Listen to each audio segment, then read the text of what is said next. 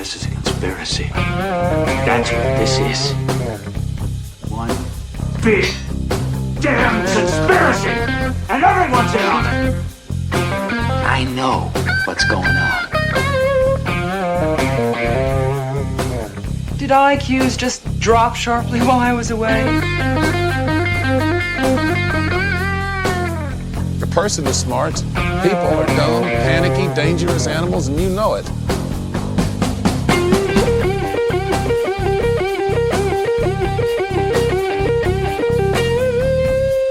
Did you see the memo about this? Just when I think you couldn't possibly be any dumber, you go and do something like this. Don't you see what this means? This is it! This is the beginning of everything! I've been waiting for this all my life! Welcome to episode 59 of your Missing the Point podcast, where we discuss the weird, the wonderful, and the downright bizarre aspects of life, as we have conversations with people from all over the world. Today I'm joined by two-thirds of the IO Talk Guys podcast, one of the best podcasts for the geopolitical, international, and deep dive conflicts of the world. From Russia, Ukraine, Israel, Palestine, China, Taiwan, and everything in between, these blokes have a great insight into the military-industrial complex and US international policy as a whole. Let us welcome friends of the show, TP and Theo. Welcome, gentlemen. Thank you very much. This is TP. Yeah, thanks. Theo here. That was a hell of an introduction. I don't think we deserved all that, man. Yeah, dude, I'm kind of at a loss for words here. You're flattering us. Yeah. Stop. It's awkward. Well, I absolutely hated it because I mispronounced one of the words and the teacher in me just screamed at me internally and with my internal monologue like, "You idiot, what are you doing that for?" But welcome, guys. A lot has been going on internationally. Just within the last, say, 2 to 3 weeks, there's been a massive terror attack in Russia that Theo and I had a chat about on a Twitter space recently. There's been Biden not supporting Taiwan, pretty much establishing a one China policy himself. And there's been talk and whispers of the US outright stating that Ukraine will be a NATO member. So a lot has been happening since we've been trying to put this episode together, but I think we've got a hell of a smorgasbord of international policy and the path to water unpack on this one. Yeah, absolutely. Also, the news dropped today that the Biden administration may be withholding some funds in the sale of the F-15s if Netanyahu does not recognize the humanitarian crisis that he's created, or that has happened. Not that he created; they didn't use those words, but which I found very interesting. He's got strings attached, you know. He's being responsible about the F-15 sale. So I thought you were talking about the humanitarian crisis that exists within America, but it's actually the one that he's caused in Ukraine. That's interesting. What? No, the one that he caught, that Netanyahu has created in Gaza, in the Gaza Strip. There's. Oh my God. There's going to be a humanitarian crisis here. Sorry to interrupt you there, buddy. That's all right. It's an absolute clusterfuck of mental gymnastics of how these funds just manage to be allocated, not allocated, and the weasel words that these politicians use. At what point is the media just going to come out and go, "This week in money laundering"? That's what it should be. I mean, it's awesome. We have our infrastructure is just falling apart all around the country, but yet we keep finding money to prop up Ukraine and send money to Israel still. It's wild.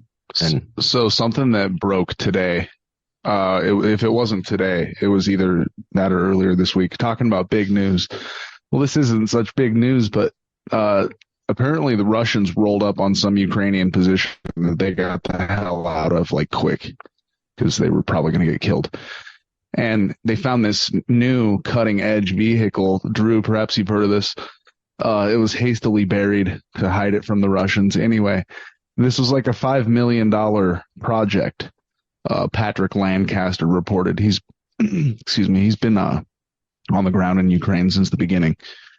And all it was like a souped-up sheet metal vehicle with what do you want to call them, turret weapons that like interfered with each other, and it was just incredibly poorly engineered and whatnot. And the Russians that walked up on it were like, we would never go out in that thing. That's just we would never go out in a battle in that. Did you hear about that, Drew? I've seen a few things floating around. Was there also one that was found? Was this the completely autonomous drone vehicle, or is this something completely different? No, this was actually mounted, I guess, but it didn't amount to much. I did see one of the Russians had deployed a robotic vehicle, weapons platform that had no pilot in it. The Ukrainians went in to check it out, and there was no one inside. Yeah, it was like a little unmanned tank, right? Yeah.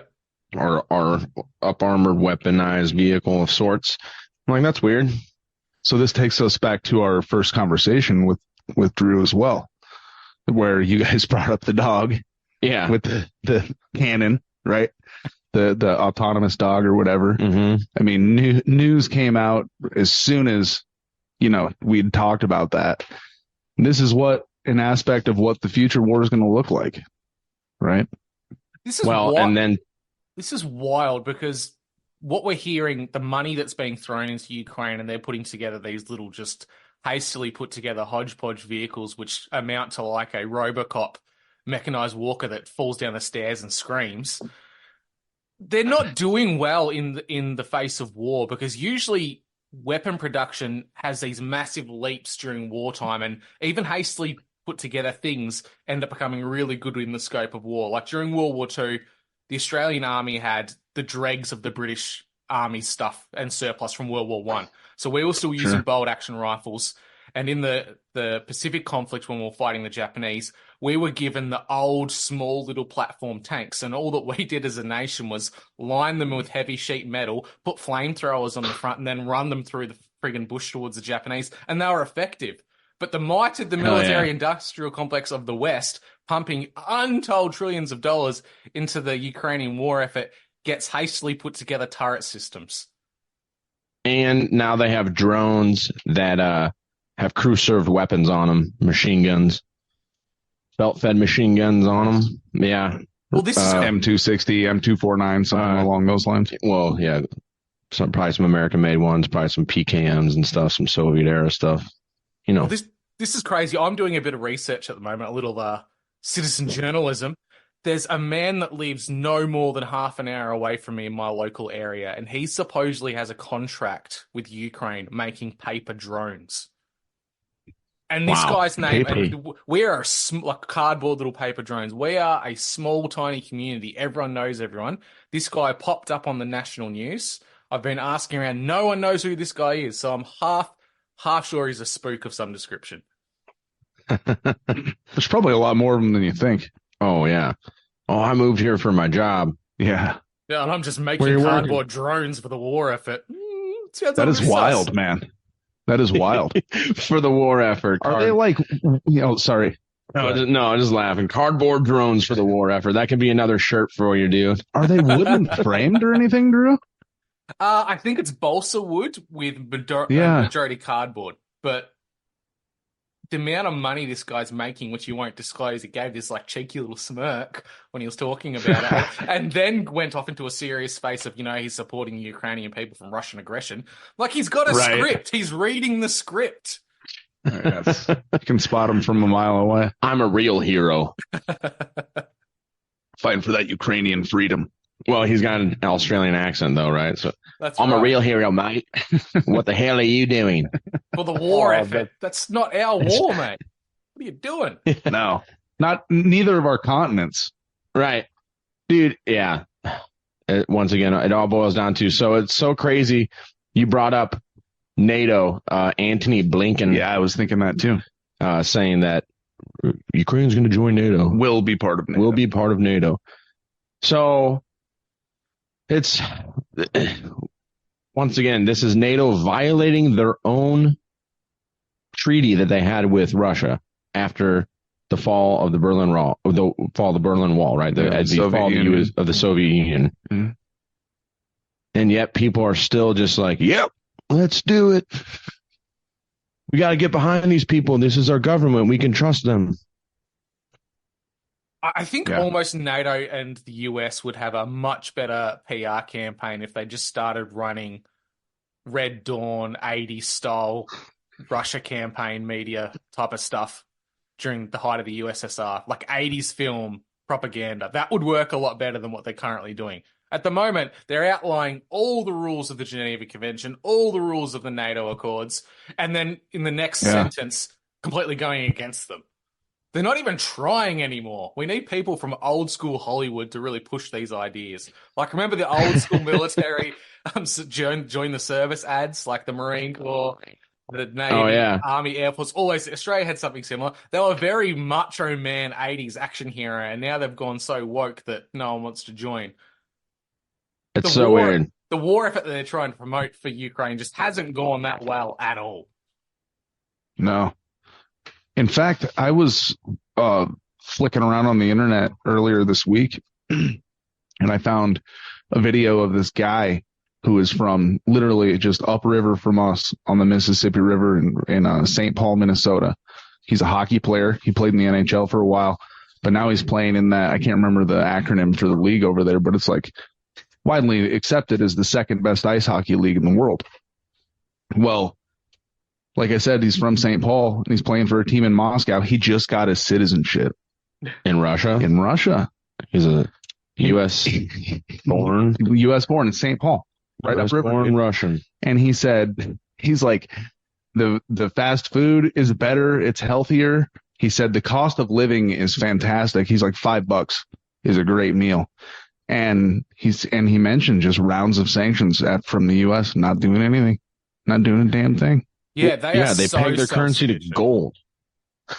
But yeah, and this kid is just like a wholesome, all-American kid, ice hockey player. Well, and left, man. On Tucker's interview, he went to the grocery store just to prove a point too, and like bought dinner for everybody, or lunch or something for the whole crew for like $30 or something ridiculous. Yeah. This is the thing people seem to always forget. People have such a short-term memory in the grand schemes of history. They view Russia still as the USSR, the bad guys from the Rocky movies, the bad guys from Rambo. They've got this idea and mentality of a technologically backwards country that's economically going to collapse at any moment. But you look at the grand scheme of Russia throughout history, there's the Russian Empire, the Rus Sword Empire. Then we're moving now into the Russian Federation. The Russian Federation today more closely resembles the White Army of Russia prior to the communist takeover. And it's really makes a lot of sense. And this is really telling that White's such a threat to the global hegemony of the world, because it's based in orthodoxy. It's very Christian in it and nationalistic in its ethos. It's all about Russia first, make Russia great again type of a deal. But they're still trying to put this juxtaposed position on top that they're these bad Bond villains from the 80s that are going to try and launch nukes at any moment. It couldn't be further from the truth. Sure, we've got the remnants of the KGB and people running the country. No, it's always going to happen. But on its surface, culturally and politically, it's more akin to the previous Russian empire of the Tsars more than it is communism. Yeah, including the poisoning of political rivals. Yeah. Well, I mean, and taking it old school, we're going to poison your ass. That said, for that matter, our government over here is equally as terrible when it comes to shit like that. They're probably just, I don't know if they're more secretive or what, but they're horrible about it as well. Dead people all over. Just look at certain former political dynasties. I don't even want to say their names anymore. Well, down there from downriver in Arkansas. Well, that's true. We have a lot of dead friends. Yeah. What kind of lizards are native to Arkansas? Maybe she's code. The Hillary lizard. The I love country music. Floated down from Chicago. Turds floated down from Chicago and somehow sprouted seeds and grew. That's it.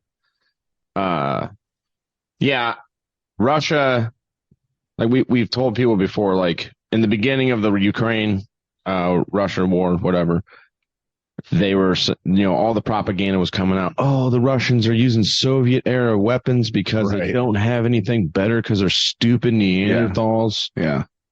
And I had to explain it to some people. They're like, they're getting their asses kicked by a bunch of farmers. I'm like, really? I'm like, this is the same Russia that mopped ISIS up in Syria in like 6 months when the U.S. couldn't do it in 2 years. I talked to a former Army officer at one point in time, and he said, we'd make lightweight Russia, China. What the fuck are you talking about, dude? Yeah. And then you were an officer in the U.S. Army? Well, and then I have to explain. Sorry, real quick, let me finish this point. I've also had to explain that, like, Russia has been making trillions of dollars off of selling natural gas to Europe for how long now? Long time. And you think also while the war on terror was going on and the rest of the world and allied forces were changing their military tactics, building up all their stuff, Russia was just like, well, it's weird what those guys are doing over there. They leave us alone, though. But yeah, we're good. They won't mess with us. We'll just sit here with Mosin rifle and be happy. This, like, you made a great point there where people think that they're using this Soviet era tech. Well, to a degree, they were using that tech, and it's for a good strategy. They had surplus amounts of ammunition and weapons from that time. They wanted to burn through. And as they were burning through those and using them in a war effort, they were resupplying their warehouses with all the new fancy shit. And this is the thing that really annoyed me even when I was in the service, is that we had all this gear, and I constantly saw stuff being decommissioned, sold to Indonesia, which is Australia's greatest threat as far as I'm concerned, a population that trumps ours massively, has a large military, and we keep giving them supplies. I'd feel better off if we kept some of our military surplus, stored it away, just in case there's a ground invasion in the future. You can distribute that shit to the civilians, and they can do something with it. I think you're far better off having a squadron of like 60 F-18s versus some kind of brand new drone. Like, some kind of new drone could come out there and blitz everything, but it's still numbers over technology. And previous wars have proven that. Hell, Russia's done that in every single war they've been in. They just throw bodies and bodies at it. It doesn't matter if they're using sticks or rocks. They still win. You bet. Yeah, their strategy is pretty simple, but effective and deadly. It's not that anymore, though. No, I mean, they've adapted, obviously. Wave. But, dude, they've totally, the battlefield's always going to adapt to whatever technology is available to it, right? I mean, look with the IEDs and stuff in Afghanistan and Iraq. Yeah. Held the greatest empire at bay till we gave them everything. But that's right.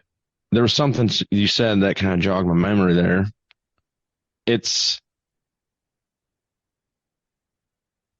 Sorry, dude. I had a brain fart. Go ahead. That's all right. I'll just add to it that what we've seen out of Ukraine is really, we've seen military drones in the past, but now we're seeing civilian-based tech being weaponized for the battlefield.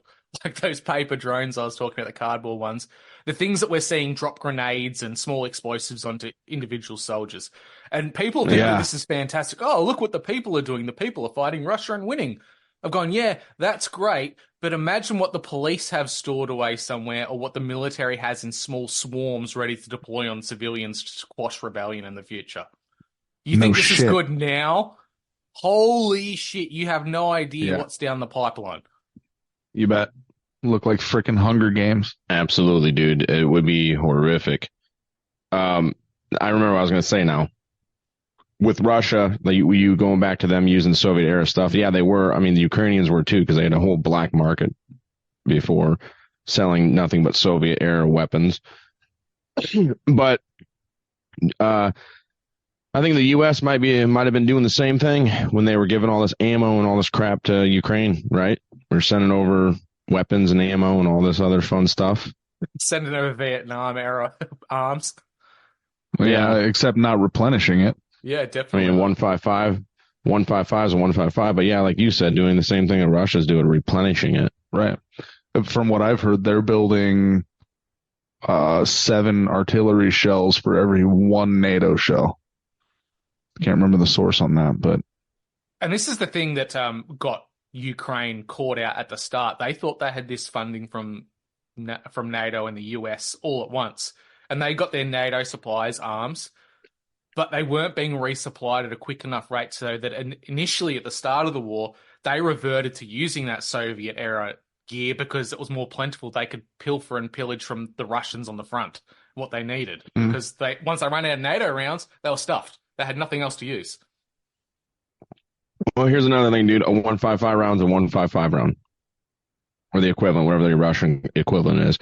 But a 7.62 is a 7.62, though. Those, it's still going to deal out death like it's supposed to, you know? Yeah. No matter what era.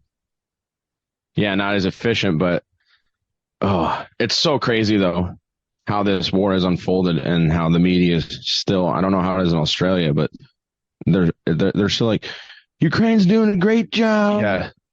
And people look at you like you're nuts when you tell them, no, they're not. They're getting destroyed. The scary thing is I see it from a teacher's perspective as well, the propaganda that they're pushing through schools on this, that at the start of the war, it filtered down to a news channel called Behind the News. It's a government-funded kids news channel, and a lot of teachers show their kids this little 10 to 20-minute little news broadcast at the end of a school day so kids can kind of be updated and informed about what's going on in the world. When Russia and the Ukraine conflict first started the war, it was massive propaganda pounding into the heads of kids that Russia's bad and all these people are dying and we've got these Ukrainian refugees living here while their fathers are off fighting bravely and dying. That fizzled out really quickly. And it's noticeable that it fizzled out because kids will still come up to me and ask questions about, hey, Mr. Missen, do you remember that war between Russia and Ukraine? Is that still happening? And I'll go, yeah, man. They go, well, how come we haven't seen it on BTN? I've gone, I don't know. Maybe it's because they don't want to show you what's going on. Good observation. Good job, kid. Hey, that's some critical thinking that kids here in America, not all of them, but adults here aren't asking that question either. I think that's going to be the Achilles heel for them because they propagandize children so early, but kids are very impressionable and they grab onto things and they don't forget. So if you push one message for a 2 weeks news cycle or a year, whatever it's going to be, and then drop it completely and not acknowledge it's happening anymore, kids are going to start to see through the media bullshit and government lies a lot quicker than what we did, I think. Yeah. Hopefully, yeah. I saw a Ukraine flag up on a flagpole outside of a house the other day around us. Did it look brand new? It looked pretty new. Should have just pulled up and honked your horn. Get that gay pride flag off. Yeah. No. Nah, we don't want to skyline ourselves. Yeah. That'd be... Yeah. Yeah. This town has enough problems of its own anyway. Yeah, man, I'm hearing you.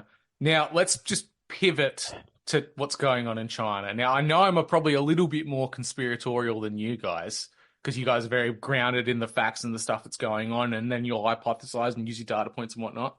Do you not find it at all slightly convenient or odd that Taiwan was hit by a massive earthquake no more than a few hours after Biden said he essentially would support a one-China policy and Taiwan would not get the backing of the US, that Taiwan need to be self-determining? To me, with my little tinfoil hat or crown of knowledge, I'd say that almost, if you were to really go out there and into the weeds, that's an earthquake weapon that was used on Taiwan. I mean, I'm open to anything, man. I'll it's hear a possibility. it all. Yeah. I mean, what would that look like? An earthquake weapon? Yeah. I don't know. It could be frequency, light. True. Yeah. I'm thinking it's more of that asymmetrical type of warfare. It's the subtle attacks that don't appear to the world or the world stage as a straight up kinetic conflict of jets flying in and bombing a city. It's really subtle. It's hacking events. It's knocking out power grids. It's food disruptions, political disruptions. And if they've hitting got bridges with boats. Yeah, exactly. Meatpacking plant burning. Yes. If they've got the ability to initiate a seismic event, I would not at all be surprised if this is the asymmetrical warfare that we're seeing that we just really haven't been told about yet. They would do it. Yeah. I mean, so HARP, the HAARP. Right. Have you heard of that one? Sure. Here in America? Yeah, we've got a few of ours in the country as well. I mean, a lot of people have a lot of theories about that, but I mean, if the government had the technology, they would absolutely, they've proven that time and time again. Did they need to use the atom bomb? No. But they absolutely did twice in a row. That's right. Did they need to firebomb Dresden? No. But they absolutely did. That's right. So I wouldn't put it past them if they had the technology to use it to do it. I mean, we already know that they've had for a while weather modification technology. We talk about this a lot, or say this a lot on the show, but reverting back to the Vietnam War, when they cloud seeded the area to cause rain across the Ho Chi Minh Trail for like ever. Yeah, that's right. So they went with the attempt that the North Vietnamese couldn't get supplies down. Yeah, couldn't move through the Ho Chi Minh Trail. Move trucks. Operation Popeye. Is that what that was called? Yeah. So the initial cloud seeding, which it's in the history books. It's recorded that it works. We've got countries like the United Arab Emirates and the Saudis cloud seeding, and it's impacting northern India and making it dry or flooding it out, depending on how much and how hard they go with it. The aerosolized injections are a very real technology, at least to induce rain. In my country, we've got a minister for water and cloud creation. So in her portfolio, it says that she has the ability to use third parties to cloud seed to develop rain fronts. And then down a little disclaimer at the bottom, is not held liable for any flooding or natural events caused. Well, by causing a man-made event, it's no longer natural, you dumb bitch. Well, this is an excellent point. Yes, yeah. Well, when you say it like that, it makes sense. Yeah. So from the angle that you were saying that, Drew, it would have to be like what, a Chinese attack of some sort? You would assume so, yes. You would think that it's China going, okay, we've been given the green light by Sleepy Joe. Let's just do it. Unlimited power. I mean, yeah, these are the type of psychos. Yes. Feed into your hatred. How many of the Taiwanese people want reunification, do you think? Damn it, I should have looked this up. Well, this is a contentious issue because we're led to believe by Western media that Taiwan is all about Taiwan and the true China. But from what I see on the opposite side of that, because you really do need to look at both sides and try and find the truth somewhere in the middle, that creamy center of the Oreo, it looks like there's actually a big chunk in China now that, whether they're propagandized, brainwashed, what have you, do want to be part of China now, which seems quite strange after everything we've been told for the past 20, 30 years. Well, I wonder how much of it's bullshit, though.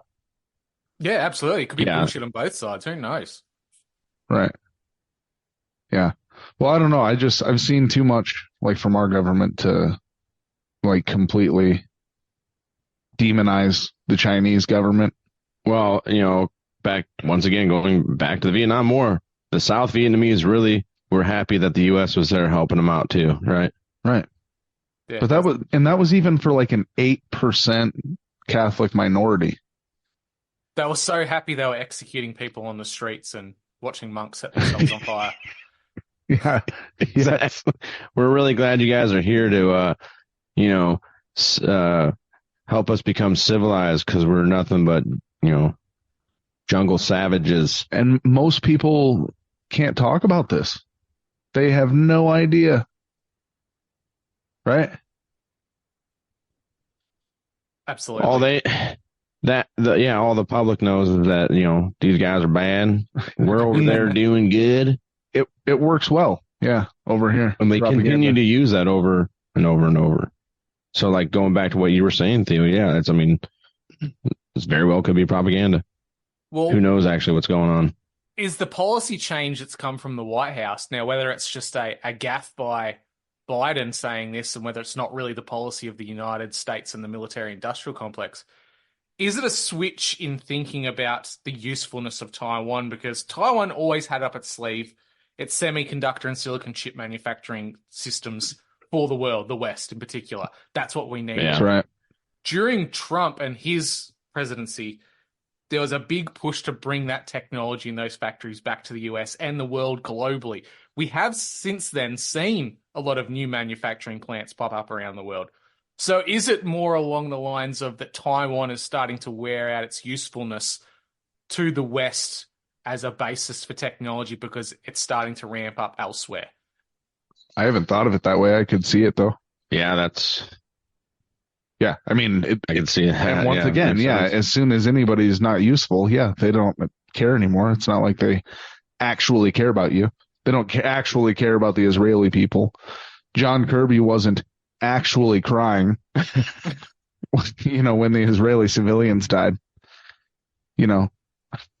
I can see it now. It'll probably be like 3 to 5 years away, but at some point China is going to put boots on the ground or have a non-violent takeover of Taiwan and reunification will occur.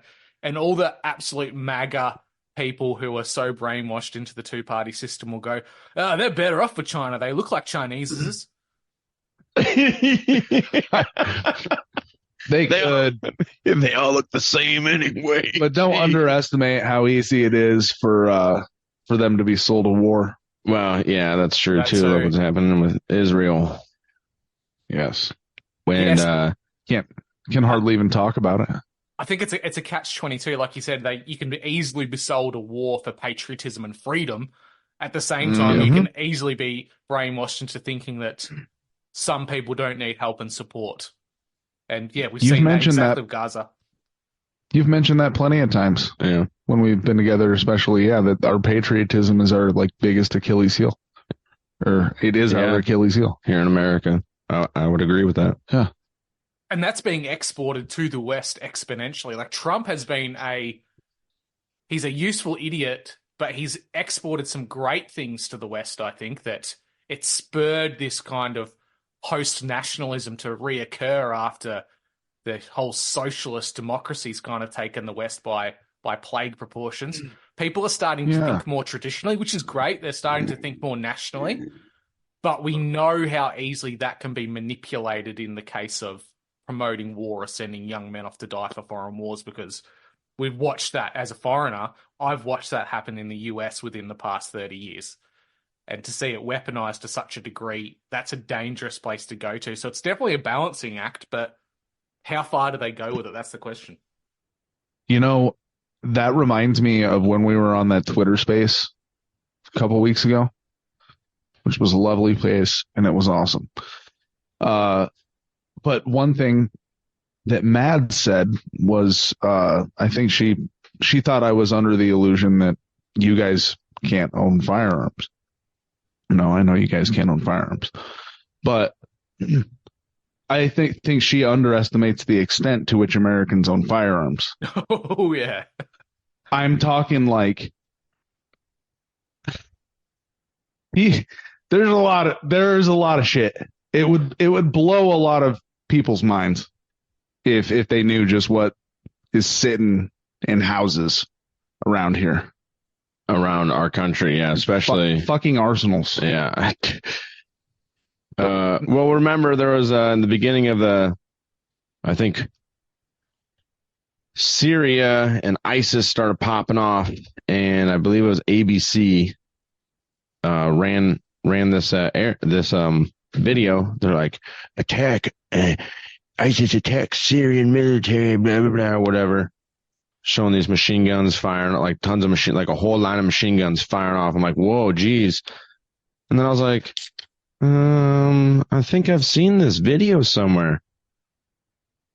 And then come to find out, that was a machine gun shoot down in Missouri. A bunch of private Missourians, and they were doing a night shoot. So a bunch of them had tracers and stuff. So it was legit, like 20 machine guns online, all different types of machine guns are going off. And then ABC was like, oops, sorry about that. I'm like, yeah, who the hell is screening this shit? That is the wild dialectic, like you mentioned, where Mads had that misconception that Americans have not guns, calling her out. But no, I'm not calling her out. where Yes.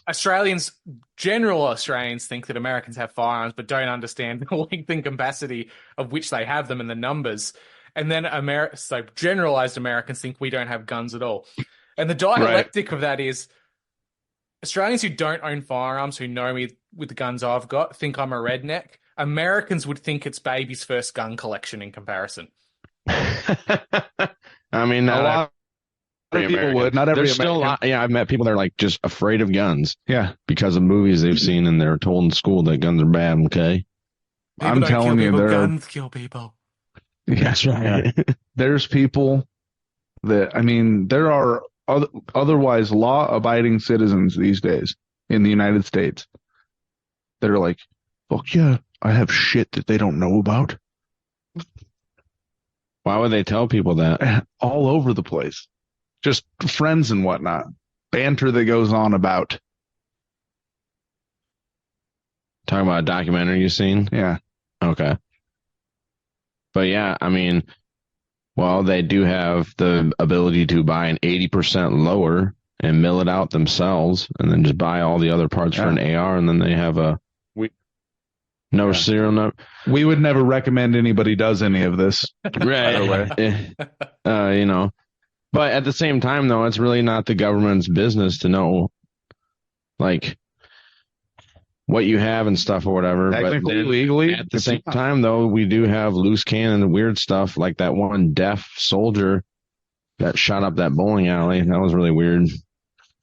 I don't know how he was still active military if he was deaf in both ears. Yeah, and hearing aids. That's probably disability inclusion, the IED shit that's going around. Yeah, you can't kick me out. On a grenade range. Just because I can't hear. Yeah. Oh, but yeah, I mean, Americans have a lot of stuff, dude. But like I said, all those guys that have all that crazy stuff, there was the Vegas shooting, supposedly there were the one guy used bump stocks on his ARs. Right. Sound like machine guns going off. That didn't sound like. That's a whole other thing, though. Yeah. But those people that were on that machine gun shoot in Missouri, guess what? Never had any problems. Never have they shot up a school with machine guns or anything like that. They only fire them off at those ranges legally. They're law-abiding citizens. Those are like class 3 FFLs, I think, and stuff they have to have. So like the government knows everything they own, right? And they're not out breaking the law with these crazy weapons. There's one little piece of movie history that I think really shows the extent of the amount of firearms that are hidden away in America. That's Terminator 2 Judgment Day, you know, when they go down to like Texas or New Mexico and they pull back the sheet and there's just guns in this bunker under the ground. I know, I always dreamed of finding a bunker like that as a kid. That is just, there are average American citizens who love their guns, who have large collections like this. Whereas in Australia, when I had to get my first firearm, it was a 30-day cooling off period and background check. And then anytime I apply for a new firearm, it's a 7-day wait until I can pick it up. It's not like America where you can just walk on in and depending on the states, of course, and just grab stuff and go home with it. Well, it can very easily be a 3-day. Well, yeah, depending on what kind of license you have. A lot of counties, I can't say most these days, but in a lot of counties in the United States, you have to already be cleared through the sheriff's department or something like that. Yeah, with like a permit to purchase. Yes. The FBI is going to do a background check on you. Yeah, there's no loopholes. That doesn't exist. It's all lies. You have to fill out ATF forms and all this stuff. Nobody fucks around like that. Except for apparently gangbangers. Well, sure, yeah. You know, an MS-13. Isn't it weird that all the crimes are committed by criminals with unregistered guns? It's almost as if like gun laws and gun restrictions have no impact on crime levels. Yeah, that's exactly it. Well, if gun laws work, Chicago would be the safest city on earth. Yes. You mean not? There was like double-digit murders on Easter weekend, dude. Up Chicago this year. And then Drew, check this out. So we live pretty close to Illinois, across the Mississippi River, and even in like rural redneck, some of the most poorest shit in the United States, just country backwoods stuff you've seen in Illinois, they have to have an ID card to buy ammo. Just to buy ammunition. Just to buy ammo, which is foreign to most other states. That's actually worse than Australia. I can walk into the gun shop and just buy ammo without showing a license. That's wild. Not in Illinois. And that's just because of Chicago. Illinois, so down little Australia. Yeah, the southern tip, of Illinois down by Kentucky and Tennessee, you got to have an ID card to buy ammo. But you can go across the state line and buy them in Tennessee or Kentucky and buy whatever you want. Yeah, they don't give a shit. Like, this here's America, son. Just come on across the river. Come on across the river. You know, I know you're only a 17-year-old boy, but you know what? Here, have this beer with your first purchase of your firearm. Certain parts down there. A shot of whiskey and go with it. Drive safe going home now. It really sells that idea from the trailer, Civil War, when the guy's like, "Oh no, it's okay, we're Americans." Oh yeah, what kind of Americans? That Fallout Boy looking guy. Yeah. The glasses. Yeah. Oh, yeah, I saw that. I'm like, oh, wow, that's crazy. Right on the heels of Obama's Leave the World Behind. Yeah, what a big coinky-dink that is. Right. Which you guys did a fantastic job, by the way. Ah, thank you. On that breakdown. It's they might as well just call this Civil War Part 2, and because that's the message they're really trying to push across. They want a destabilized, ununified US. They just keep stoking that flame of division, right? They got it. Yeah, and I've been saying that for years. Like, it's easier. And you look at the Georgia Guidestones, not to put on my tinfoil hat, but in all reality, it's easier for, I guess, the powers that be, the people that rule this world, this realm, these elitist, scumbag, royalist. So, it's way easier for a couple million of us to kill each other off than it would be for them. Zbigniew Brzezinski said so much to go. Oh, really? Did he? Yeah. Yeah. He said there once was a time where it was easier to control 1 million people than to kill 1 million people. And that paradigm is changing. Yeah, well, there was the mob rule kind of outbreak and civil disturbances in the cities in the early industrial age, where the go-to for the elites of the time was to pay one mob to kill the other mob off so that they wouldn't be killed. And most of the time, they just took the money and killed each other. Prison rules, bitch. Yeah. That's it. This is our police department. Oh, my gosh. And illegal casino. Yeah, it's so crazy. And like I said, we just did a show on police corruption, Mississippi Goon Squad. Yeah. The no bad mug shots. Bad. Is it where they have to put like Lego faces and stuff over people's faces because of the laws around not having people disclosed who have committed crimes now in some states? Have you seen that one? No. There was OBDM did a great story on it, and it was a sheriff's department, can't recall the state, this is killing me now, that because of a law change couldn't actually show mugshots of people anymore, so they were using Lego faces and putting them over the top. And we're using like emojicons and all those types of things and taking the piss out of people's crimes. No, that's funny. No, this was it was pretty horrific. We'll let people go listen to the show, but it involves some cops, some deputies, sheriff's deputies that thought they were the bee's knees, being run by this father figure type who's been on the force for like 20-something years. Apparently, these two black men were living with this white woman in the neighborhood they shouldn't have been living in. Yeah, they done complained. Neighbors to the police department. There's these thugs living over here with this white girl. There's these black men living with these white women. And yeah, it was like Mississippi burning. They're like, oh, hell no, not in my county, boy. So cops took care of it. Yeah, they went down there. Well, now they're going to prison. So just listen to the episode. Yeah, it involves torture. They went in there. Sex toys. God, just listen to it. I'm going to have to. I can imagine it's like one of those Time Life movies where the cops walk in and go, "You done paid the toll, girl." Yeah. You a coal burner. Yeah, it's exactly that, dude. And then they were like, yeah, you boys done messed up. And pretty much. One of them got shot in the mouth. We can't keep telling you. Yeah. There's so much. There's so much. Involves It's horrible. Tasers, beatings, and sex toys. No cops were harmed. Don't worry. And you see, listeners, if you haven't listened to these guys before, this is why I listen, because you get the real news out of the United States. Not the bullshit that we get in our heavily filtered Australian government-funded rap. We get real stories out of the US from these guys. This is what I love. I don't love the content of the stories. It's fucking horrifying, but it certainly is interesting. Yeah. And we also try to look up a lot of underreported stuff, too, and talk about that doesn't really make its rounds to a lot of the mainstream media as well. So yeah. And definitely don't involve ourselves in the group think. And you've got to be like that, mate. Absolutely. Yeah. That's long gone. Just on the topic of police, I want to get your guys' take on this. This is my impression of the United States police force. The entry requirements traditionally haven't been quite that high. My impression of the people that I see go into the police force, not all, of course, but this is just a generalized brushing of police force in the United States. You've got that many different jurisdictions.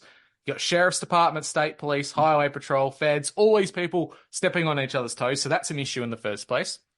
Then the types of people that I see go into the US police force, not to sound snobby at all, but a lot of uneducated guys, a lot of ex-veterans who have got some huge amounts of trauma going on that probably shouldn't be in the line of duty because they're used to fighting the enemy, not policing civilians.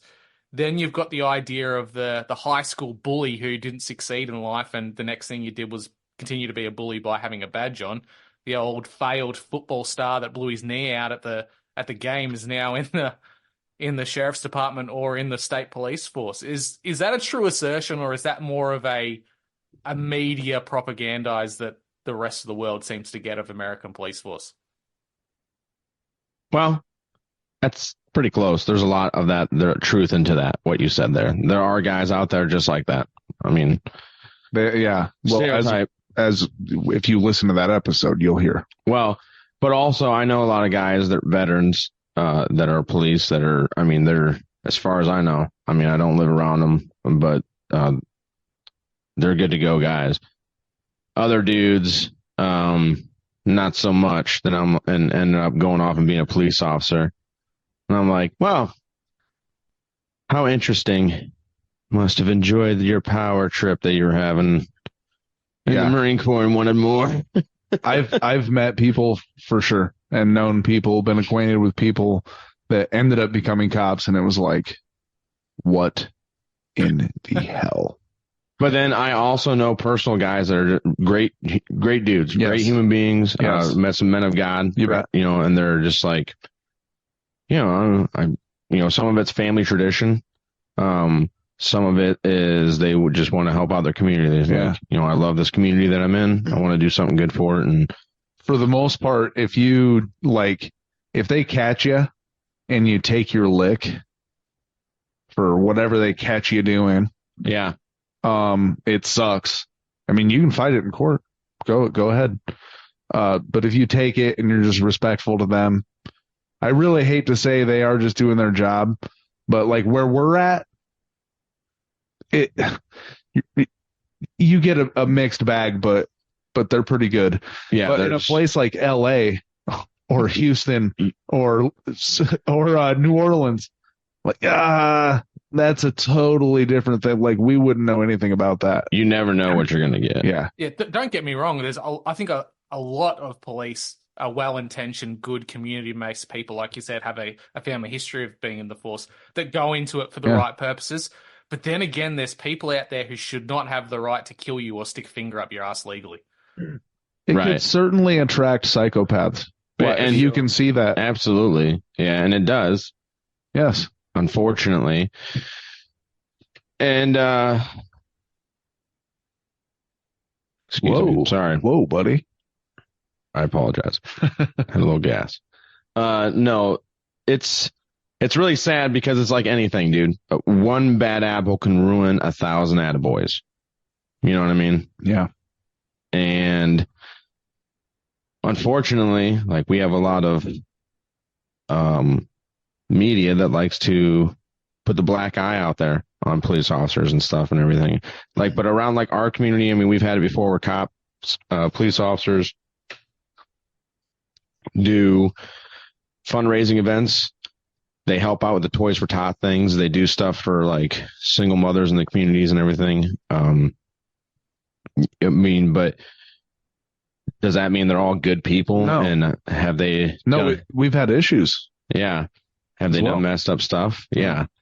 I mean, we have our bad apples out here in this area too. Yeah. Well, just to bring it back around to what you said, TP, you mentioned before about the example of the deaf serviceman who went nuts with a gun, right? The media always seems to put out those bad apples, and it's quite telling at the moment that they're putting out the bad apples of servicemen or ex-servicemen, using them as an example for why there needs to be greater gun control in the States. But the recent International Trans Day of Visibility, well, they're the most visible people in our community, arguably, because they are knuckle-dragging men with wigs on and purple hair. And no shit. There's been a lot of them that have shot schools up recently, so I think they're the most visible people around. Do they really need more visibility? They seem to point out the ex-servicemen and people like that for gun control, but they don't point out the flavor of the month that is the alphabet people. Yeah, they've been after veterans for a long time. Back in 2013 or 14, one of our senators had like a 16-hour filibuster because our Department of Homeland Security came out with Rand Paul. It was Rand Paul. I had with a white letter that was basically like, here's the greatest threats to America.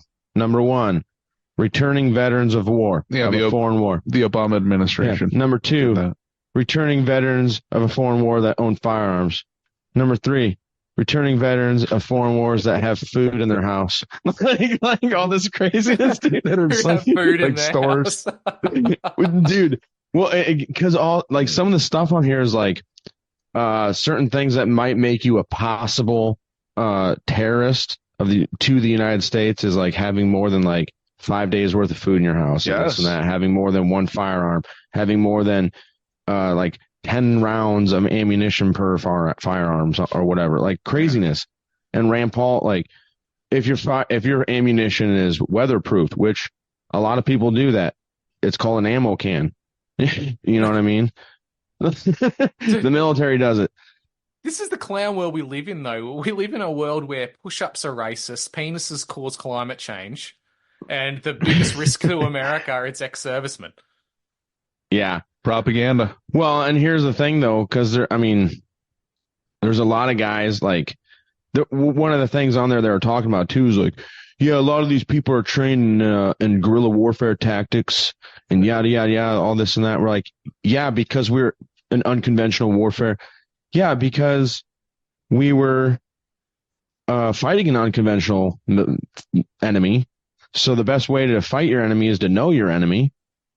And now you're like, we didn't ask for that training. You gave it to us. Now, like, we're the problem here. Like, what the hell? Yeah. Well, maybe here's the other thing. Like, I heard this one YouTuber say it. He's like, the only reason they would have to fear their veterans is if they're doing shit to piss their veterans off. Like, shit they're doing now about wiping their ass with the Constitution. He swore an oath to defend your country against all enemies, foreign and domestic. Government seems to have a history of tyranny around the world, and they eventually will step on people's toes.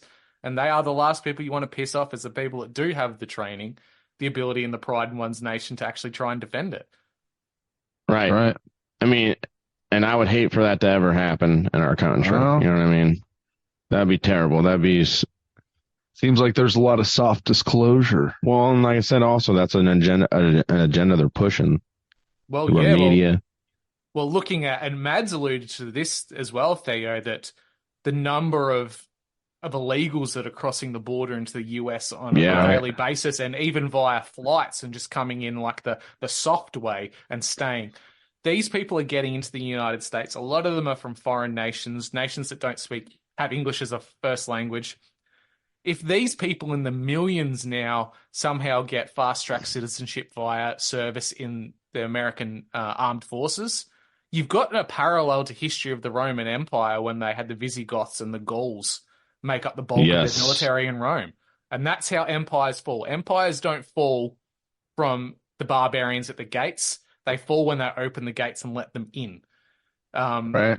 And absolutely. The same America today is like Rome at its peak of its hedonism and its self-destruction, where everyone supported Rome when it was raping and pillaging the world, just like in contrast, everyone supported America when they were giving freedom to the world. And now that they're not really doing that, freedom, fries, damn it. Now that they're not really doing that, it's not in vogue anymore. So we're seeing those rhyming aspects of history repeat from the old Roman Empire into the new with the Anglo-American Empire. Yeah, it's pretty bizarre to watch. Theo and I have said this years ago. It's almost we're witnessing the death throes of an empire. Yeah, absolutely. Babylon. And as far as World War III goes, I mean, we're fucked. Our best bet is for our country, dude, is to come home and defend our borders and whatnot. All right, so we put a lot of legwork in kind of going around touching a whole heap of subjects, but let's touch on World War III. And you guys have been doing this fantastic series where you're keeping up with conflicts around the world and how those could escalate and go into a further global conflict akin to a World War III. Where do you see it coming from? What do you think at this point in the game, after the events of the last couple of weeks, what do you think is the catalyst for a global escalation between the West and other foreign powers? First I'm going to say is we're probably wrong, because so far everything, like, just things are just coming out left field and stuff that we didn't really see, but we're wrong on a lot of shit, whatever. But it's always fun to talk about. So, Theo, you want to take this first? Well, no, I just think that the Israel targeting of Iran, that's direct provocation. Quids. So, yeah, the Quds or whatever. So what, and then, State Department officials or something like that, I think, elsewhere, bombing of Damascus, the Iranians killed there. So that's close. They do a ton of business with the Russians. We've talked long and hard about how our government has demonized Iran. And the only reason they're pissed off at us is because, we just tried to enslave them. No big deal. Yeah. Sorry that the Shah was the greatest leader of all times. Why didn't you like him? Got rid of Mossadegh in 53? Yeah. Why? Alan Dulles and his brother Dick. Why do they hate us? And most Americans don't know, Drew. They don't really know. Don't. Why the Iranians hate us? Well, because we overthrew their fucking government. Yeah, because we wanted their oil. Yeah. They didn't see any of that money for themselves. It all went to the UK. Yeah, and they realized that their leader was a Western puppet. But anyways, we regress. Sorry. You got us fired up here. You got us fired up. Well, you look at any photos from like the 60s and 70s, you look at most of the Middle Eastern countries, they look very westernized. Women in dresses that show skin, they're drinking alcohol, they're having a good time. And then there's a little bit of a insurgency and uprising that was 100% done by the CIA intelligence operatives around the world to destabilize the region. No, these were religious zealots, dude. Oh, yes, come on. No.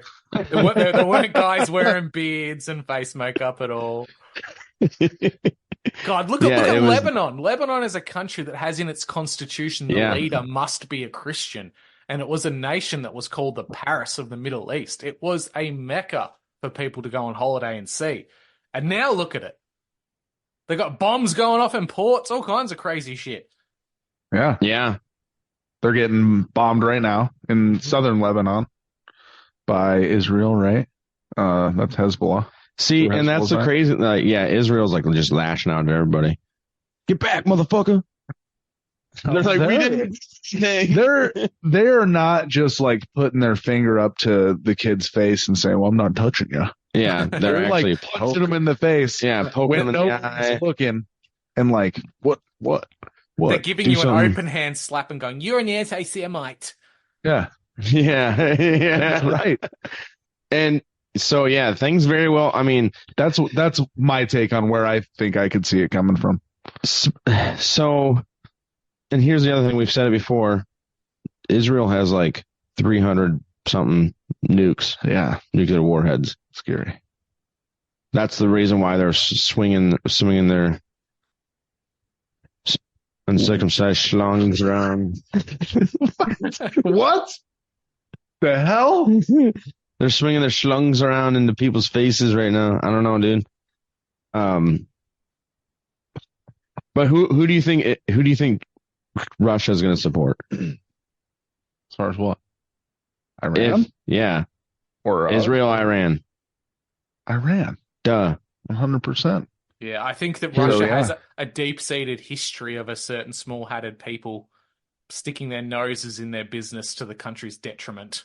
Like, look at the hierarchy of the Bolsheviks. A lot of those were ethnic and cultural Jews that kind of fucked their country over for well over decades, and didn't go well for them. I think they're once burnt, twice shy when it comes to policy of Israel. Yeah, they would definitely side with Iran. Russia would support them. They already are, right? I mean, 100%. China. In my personal feeling, and we've mentioned it on our show before, the U.S. has already deemed basically any BRICS country and ally as a axis of evil. I mean, they might as well. We've heard reporters talk about it. Anchors, I mean, news anchors, CNN, I think, said some shit about it. But Which is weird because of all the business that we do with Brazil. But And India. India globally Yeah, is in an India. economic Yeah. powerhouse. But And India, Russia. India loves China, though, dude. Yeah, weird. I mean, And India They're- also loves they're- Israel. So there's these weird kind of political friendships that kind of go against And Russia. policy. Yeah, right?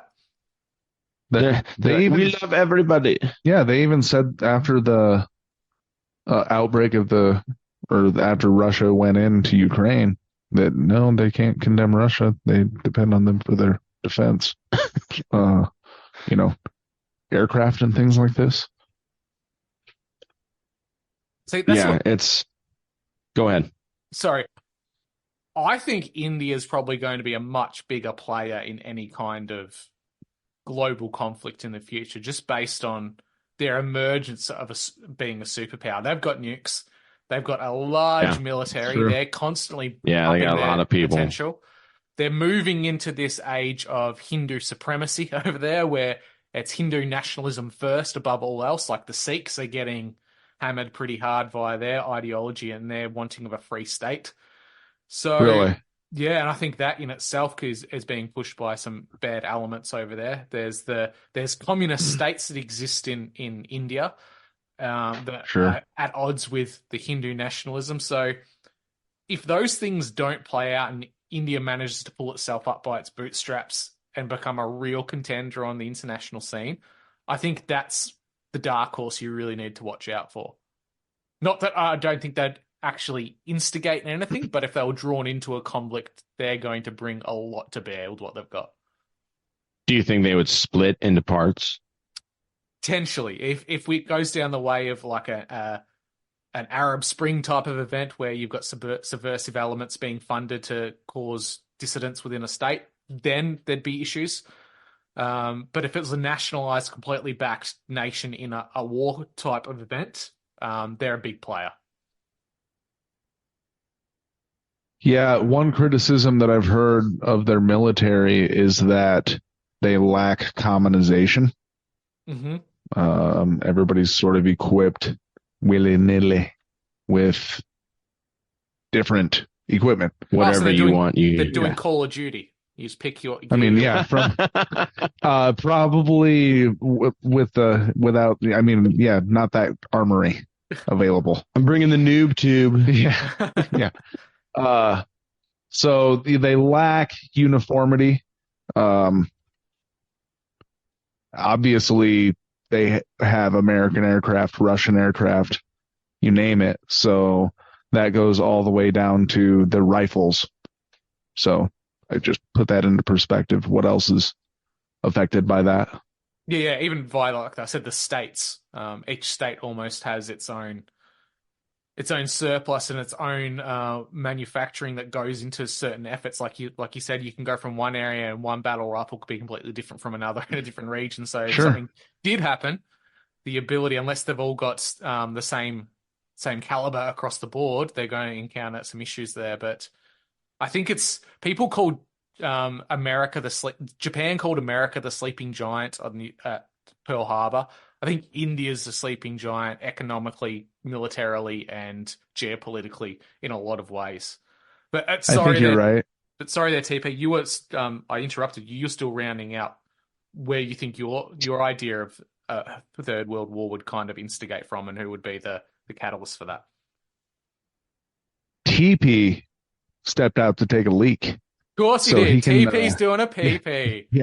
Yeah, he is. And in fact, my barn cat is sitting in the seat right now. So, What's the cat's name?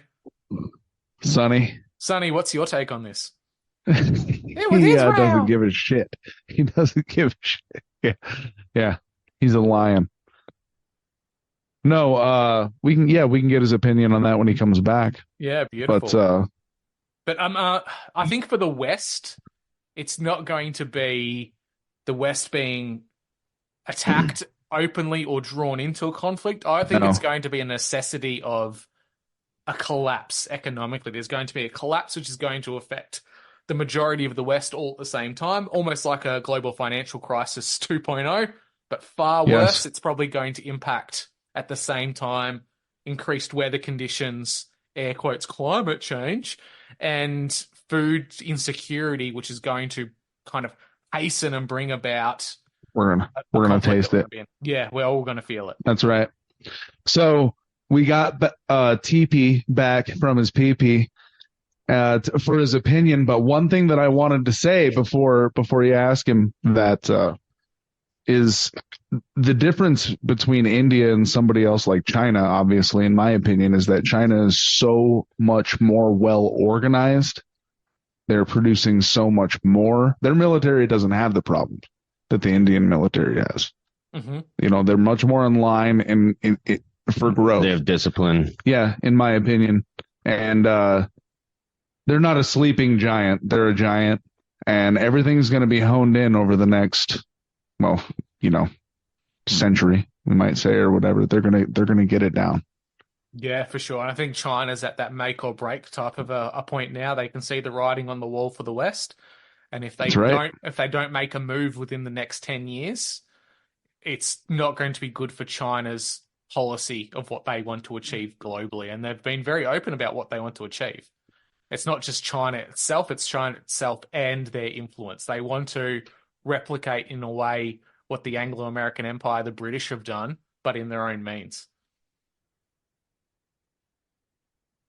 Yeah, it would only make sense for them to side with Russia. It wouldn't make any sense to continue to stick with America and sell us cheap goods if war were to break out. You know what I mean? Yeah, and I think that the idea of relying on, say, China and the third world for cheap, useless electronic crap, when's it going to reach the breaking point of like the Sega Genesis, or no, the Atari model? Remember when the Atari came out in the 80s and every fucker went out and bought it, and then the next year there was no one left to buy it, so they saturated the market and collapsed overnight, essentially. When does that happen with technology? Like, I know they keep bringing out the new model and the new this and the new that, but at what point are people going to wake up and go, I don't need 12 televisions. I've already got 3. Like, why do I have to keep buying more? This idea of I know. projected profit margins and keep improving each year, eventually you're going to flood the market with product to the point where people don't need it. And I think that's where the usefulness of China falls away, and they have to pivot away from being a manufacturing hub for the West. TVs are a perfect example.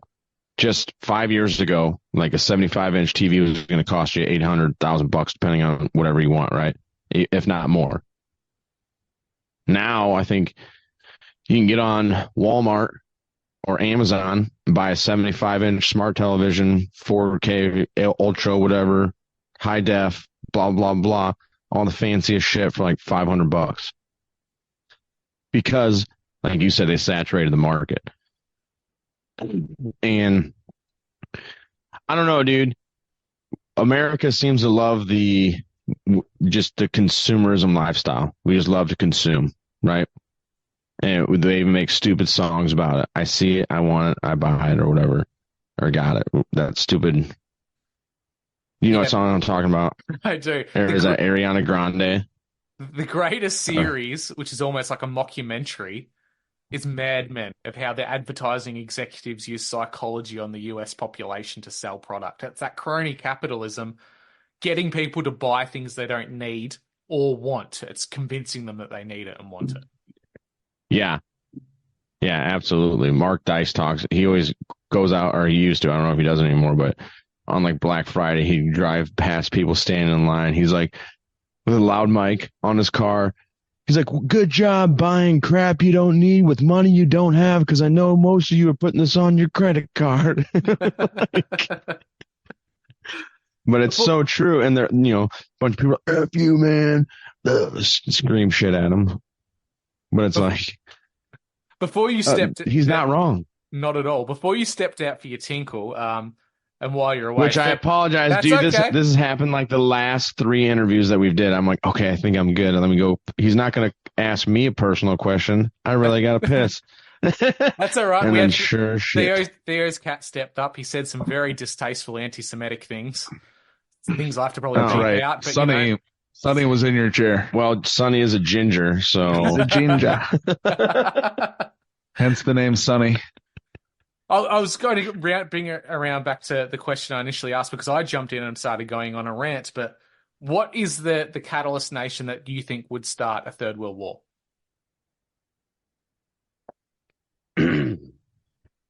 Oh, that's a tough one, man. And I've been trying to think about that. Honestly, I have been reading stuff and thinking about it, and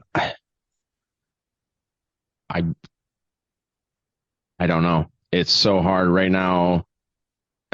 I hate to say it, but it starts with an I, ends with an L. With the full backing of the Estados Unidos. Yes. I don't know, dude. At this point in the game, it's really hard for me to even try to call this, because it could happen. I don't think it's going to be what everybody thinks it's going to be. Honestly, I think when it does happen, if it does happen, which Lord willing it doesn't, but I have a bad feeling it's going to, we're not going to know.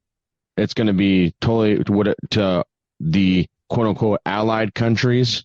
We are going to be giving one script read to us, and the other side is going to get their script read to them, just like what happened in the last 2 world wars. Yeah. Yeah, and I always used to think that we are far more knowledgeable as a population and civilian base now, that we would be able to see through the propaganda. But then COVID happened. No. And even the best of it, Yeah. even the best of us, the best of us initially at the start went, oh, fuck, there's a global pandemic. And then only over time, people kind of woke up and started to question the narrative around it. But I think it's very much the same. If some kind of global war was initiated, like you said, the script would be pushed out across all of our media platforms. Our talking heads would say it. And probably a lot of us initially would buy it to a degree, because so much would be put in our face about it. Absolutely. As far as I'm concerned, it's already happened in the United States, because we learned everything in 2020, right? We get all of these, TP has the sneeze so bad right now. There you go. Did you get it out, buddy? Yeah, thanks. All right. So all of the Republicans and the conservatives, they don't trust the government, all this bullshit. And then we keep going on, and we don't know what's happening in Ukraine. We don't need to support them. And then Israel happened. October 7th. We gotta kill Hamas. Oh, shit. Damn it. I was fooled for a second. That's pretty much how it feels here. Well, once again, dude, you look at Q. People still, I'm sorry for any of our listeners that like Q.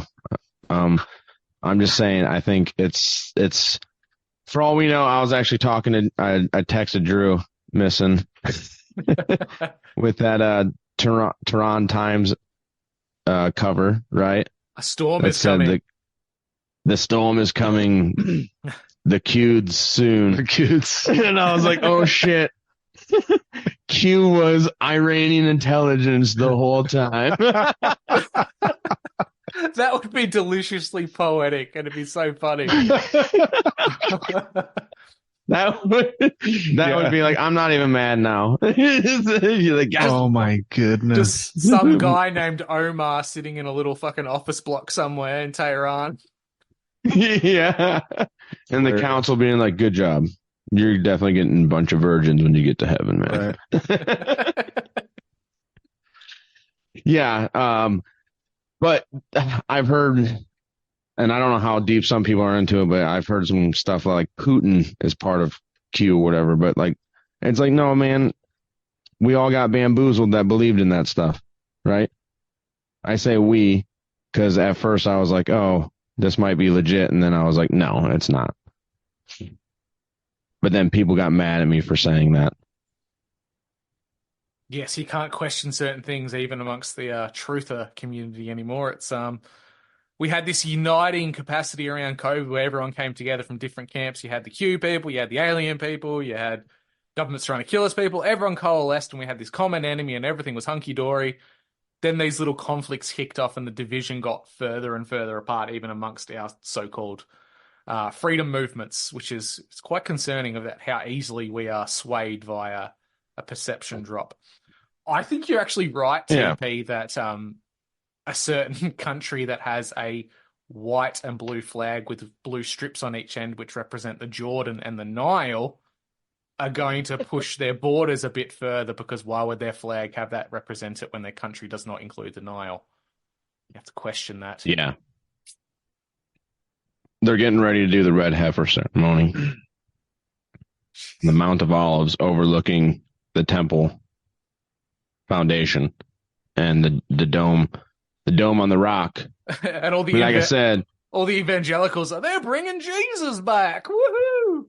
Hey, does that flag, back, man. The rapture's coming. We're gonna get sucked up. Does that flag also have the Star of Ramtha on it? Yeah, he said that. It does. Yeah, that's right. There you go. Sorry, I didn't hear it. Yeah. It's almost as if anyway. they're trying to show us the satanic state. Weird. Wow. A synagogue of Satan.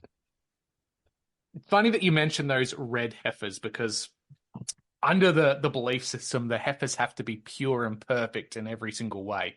So that's why allegedly they haven't actually sacrificed the heifers to bring around their Messiah, Antichrist, because they haven't been perfect. There's been issues with them. The hair's not right. It might have a bowed leg or something. But they've perfected that with CRISPR technology. These red heifers that they have currently are genetically altered and changed to be perfect. So it's quite interesting that to bring around a Antichrist kind of techno-globalist world of leadership, they're using genetically modified animals as a sacrifice. That's entirely Hollywood satanic in every single trapping that it's being presented in. Yes. Gotcha. I was going to say that's, wouldn't that be blasphemy? You would assume and especially, especially if they do have the ashes. So this goes all the way back to Moses's time, right? This is Mosaic law, right? Drew, you know this probably, I'm sure. Theo knows this, I think, too. Supposedly, they still have the ashes from the first red heifer that Moses sacrificed, that these ashes of these red heifers are going to be mixed with. So that on a symbolic level, that is kind of significant, you would think, right? Yeah, I would. What do you think about that, Drew? It's very what's the word I'm trying to find? It's very almost metaphysical. They're using something that has been sacrificed and almost trying to infuse that same sacrifice, that energy, with what has happened originally, with the perverted inversion of what they've got now. Because you would assume a red heifer from back in the day was a pure and perfect being of its creation because it's so back far in history, and it was sacrificed to a god because it was perfect and pure. And now we've got this inverted, bastardized version that's being used to bring about a Messiah that is not Christ in any capacity. They've disavowed Christ. They don't believe in Christ. And it's their Messiah that they're trying to bring back.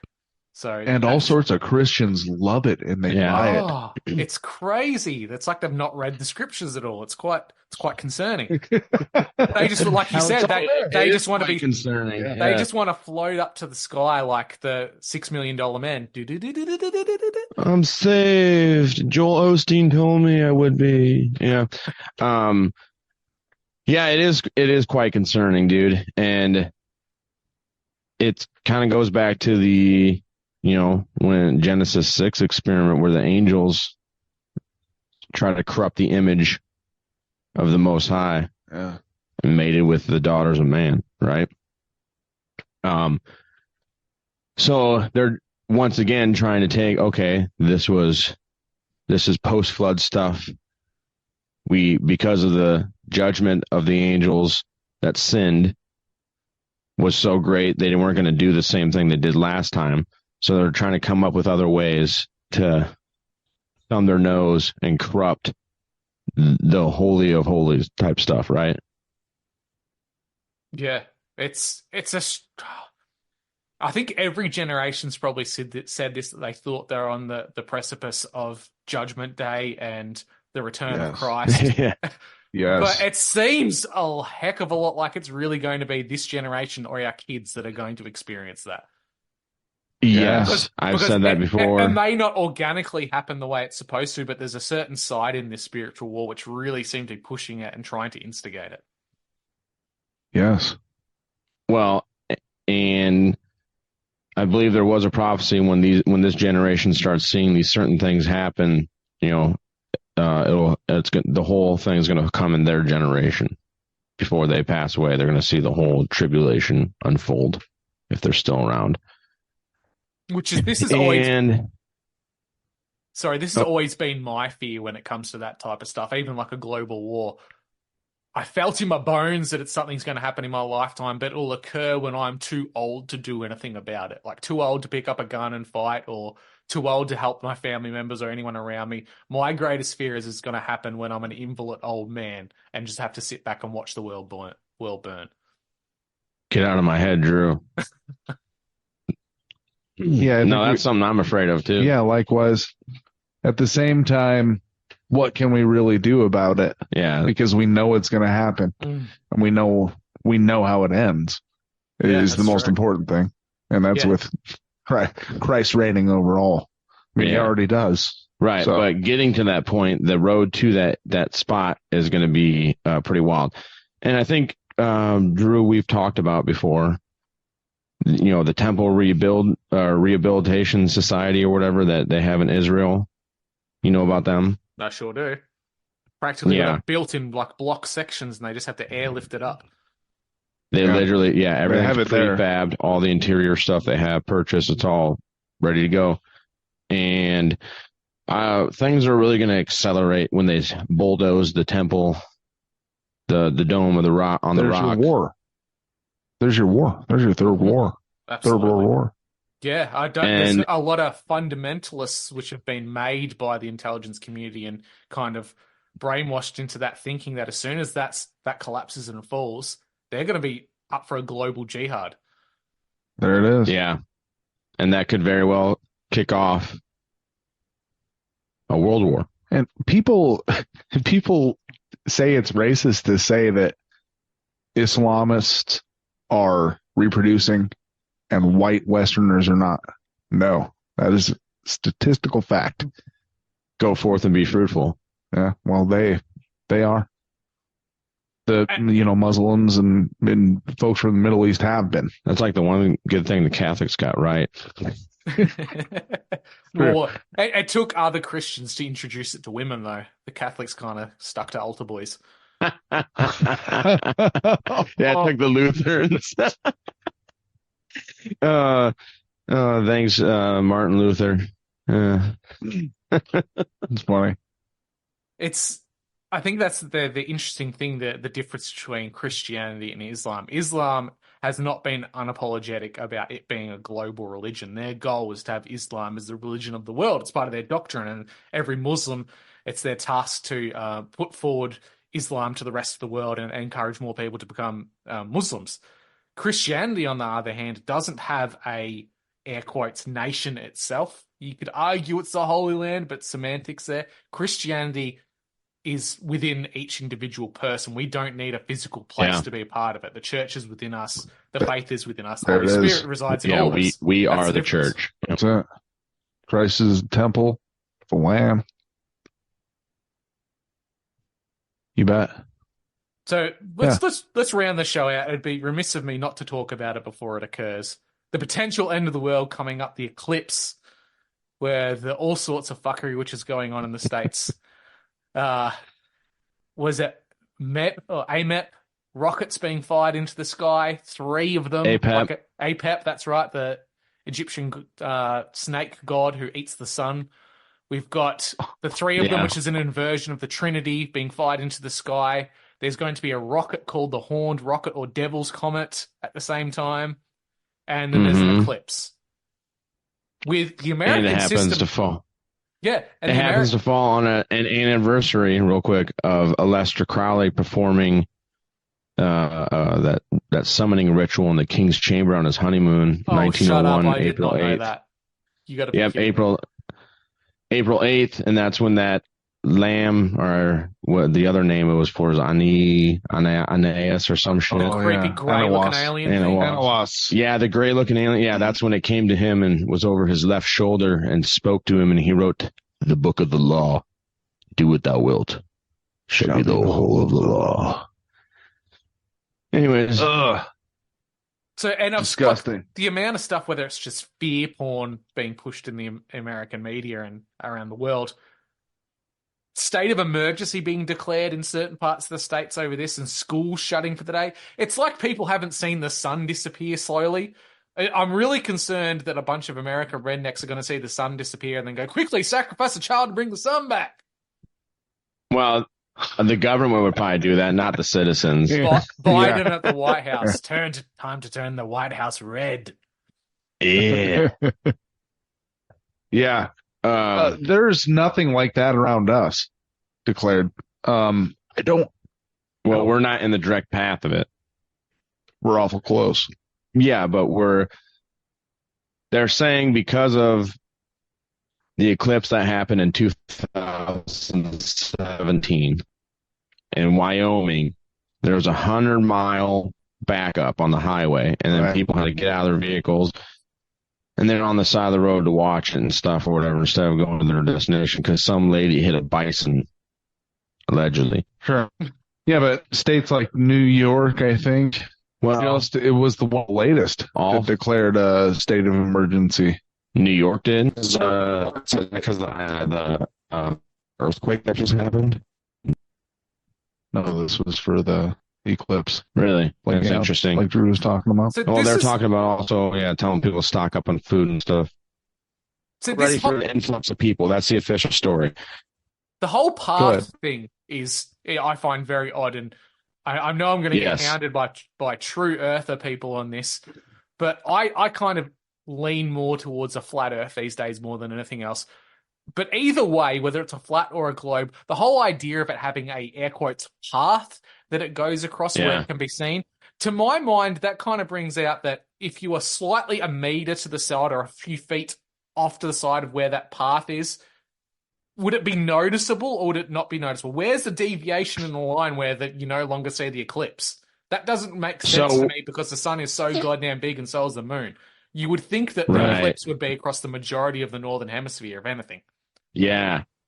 So we're having a show come out. We talked to a guy about the whole moon thing. It's going to be actually dropping on Monday on the day of the eclipse, where we kind of talk about that.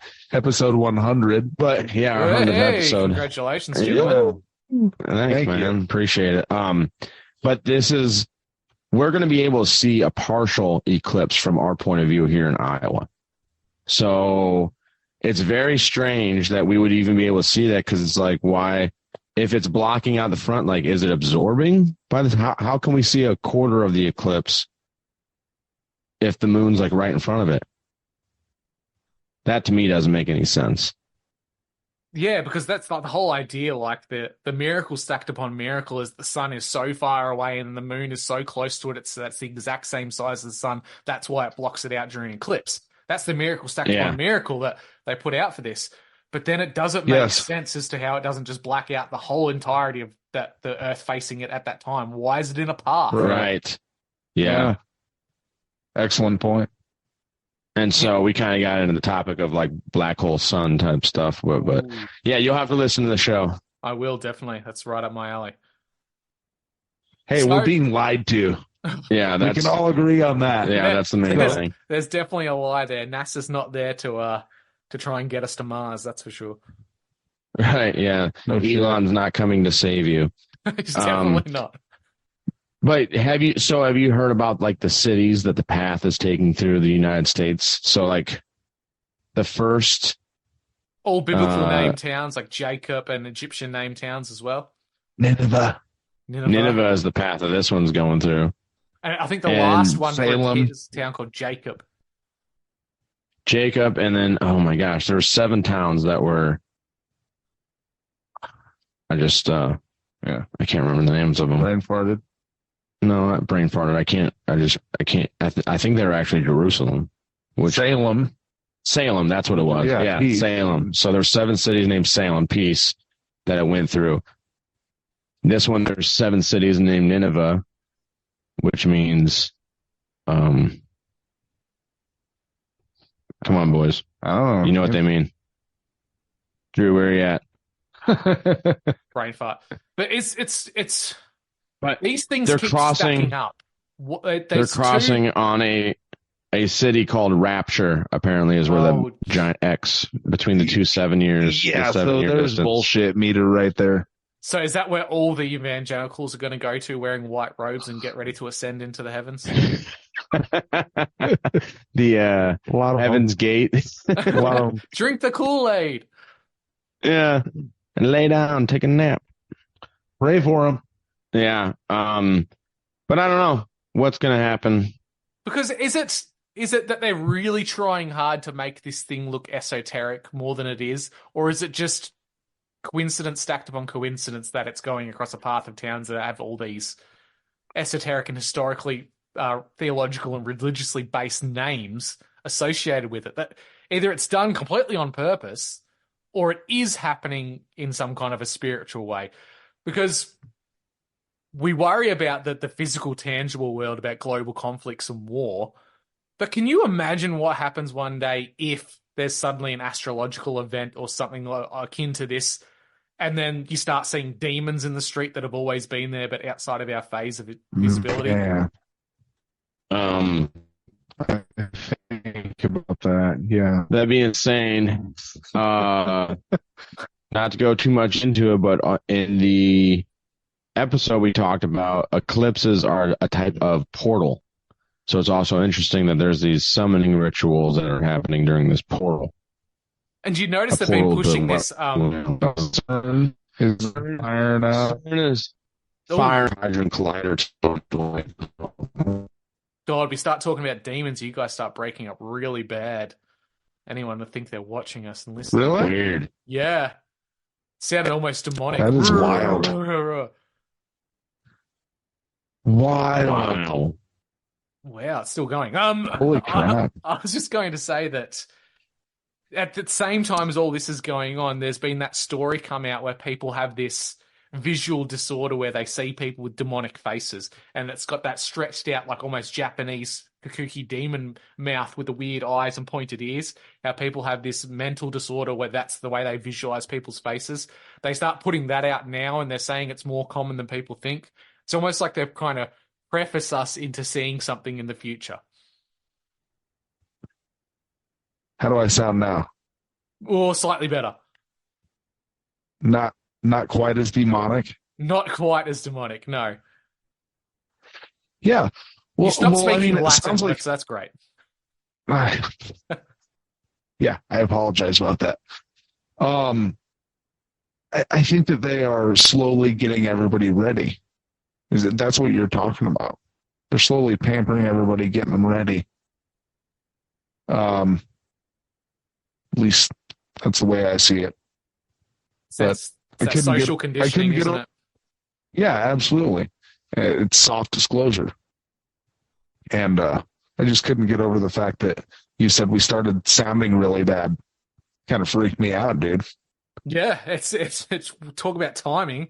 We are both using black scry mirrors of a technological age that have silicon chips inside and crystalline structures, which Yeah, it is wild. used to channel demons in the past. Now we've got the modern day version of it. Yeah, always listening. true.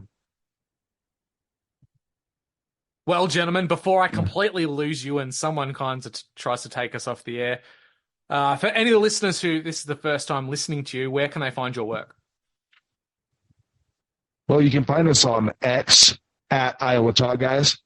You can find us on Instagram at Iowa Talk Guys _podcast.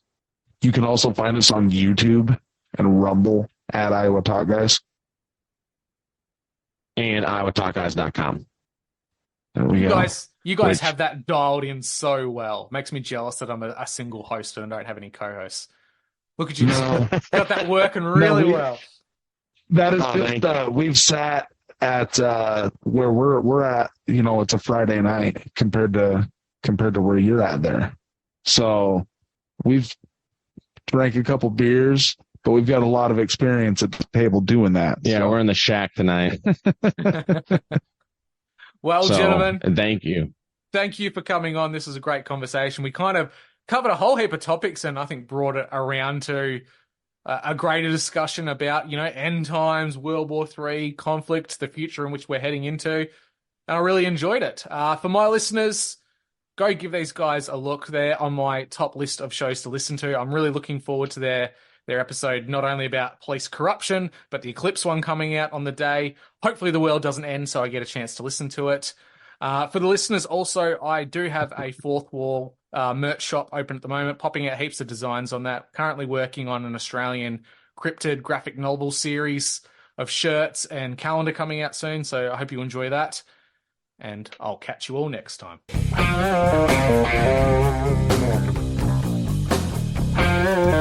Hey everybody, it's closing time. You don't gotta go home, but you can't stay here.